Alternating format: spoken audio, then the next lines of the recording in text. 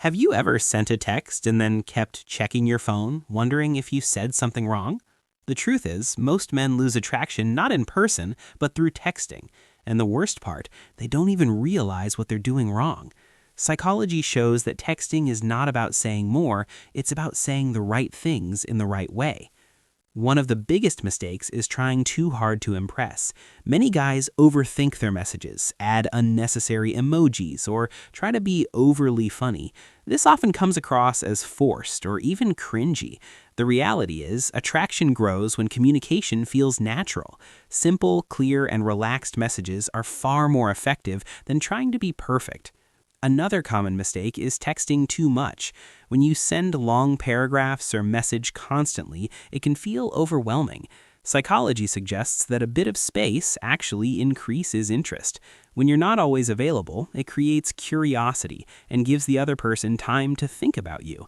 Balance is key. Don't disappear, but don't flood the conversation either. Confidence in texting also plays a huge role. Confident texting is calm and direct. It doesn't seek constant validation or approval. For example, instead of asking too many questions like, "Do you like this?" or "Was that okay?" confident people express themselves naturally and keep the conversation flowing. This makes interactions feel smoother and more attractive. Timing is another important factor that many people ignore. Replying instantly every single time can sometimes reduce the sense of excitement. On the other hand, taking too long to reply can make it seem like you're not interested. The key is to respond naturally, without overthinking timing. Let the conversation flow instead of trying to control it. Another powerful tip is to keep texts playful and light. Texting is not the place for deep or serious conversations, especially in the beginning. Light humor, teasing, and casual topics create a relaxed vibe. When conversations feel fun and easy, people are more likely to stay engaged. Avoid being too predictable. If every message is the same, "How are you? What are you doing?" the conversation quickly becomes boring. Instead, add variety. Share a random thought, make a playful comment, or bring up something interesting. This keeps the interaction fresh and more engaging.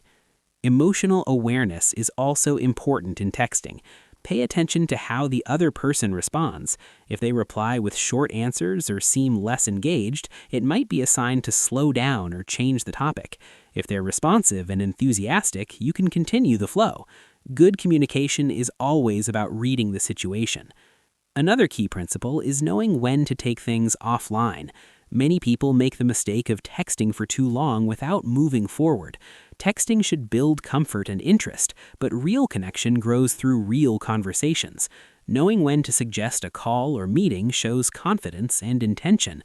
Most importantly, be authentic. Trying to act like someone else or copying lines you've seen online often feels unnatural. People can sense when something is forced.